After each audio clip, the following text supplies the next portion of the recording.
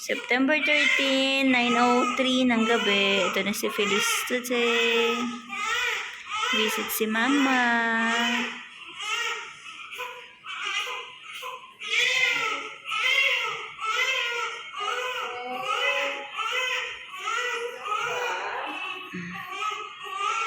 Ang baby girl ko.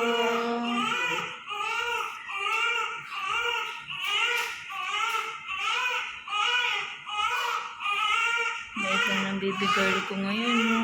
Ah, shush!